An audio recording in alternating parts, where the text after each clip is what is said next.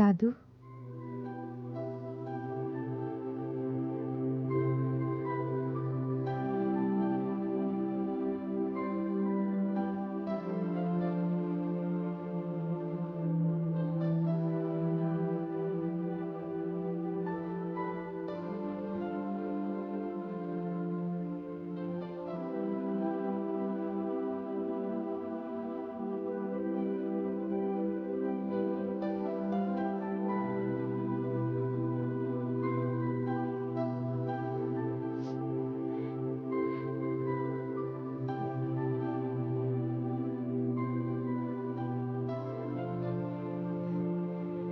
বেঁচে থাকো মা, সুখী হও মা, সুখী হও।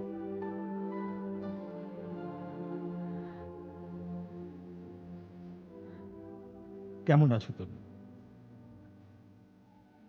ভালো আছি। আপনি কেমন আছেন?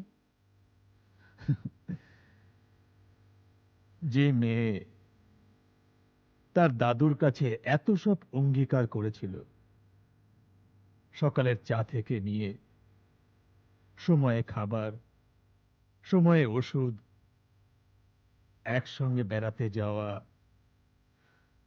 রাতে শোবার পরে গায়ে চাদর বিছিয়ে দিয়ে যাওয়া, সেই মেয়ে যদি সব অঙ্গীকার ভেঙে দেয়, তাহলে তার দাদু কেমন থাকতে পারে?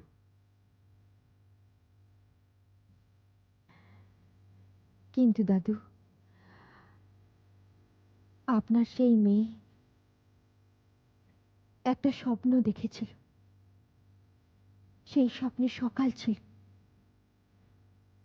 সূর্যের কিরণ ছিল, রাতের জ্যোৎস্নায় মাখানো ভালোবাসা ছিল। দাদুর কোলে তার সন্তানকে দেখেছিল। হঠাৎই সে বুঝতে পারল এসব শুধু স্বপ্নই ছিল। আপনার সেই মেয়ে চাইলেও আর দাদুর ইচ্ছে পূর্ণ করতে পারবে না। অনেকটা রাস্তা চলতে হবে জীবনে, পায়ে হেঁটে, শুধু পায়ে হেঁটে মা।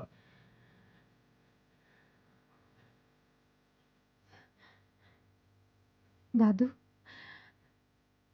আমি যে ক্লান্ত। ক্লান্ত হয়ে যদি বিশ্রাম চাও তো ঠিক আছে, পাবে কি?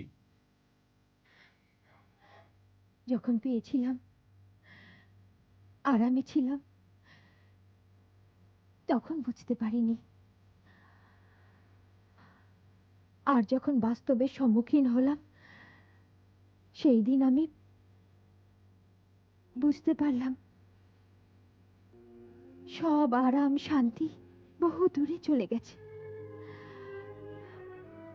আজ পর্যন্ত আমি তাকে খুঁজে বেড়াচ্ছি। একবার যদি তাকে কাছে পাই, তবে জানতে পারবো সেটা কি।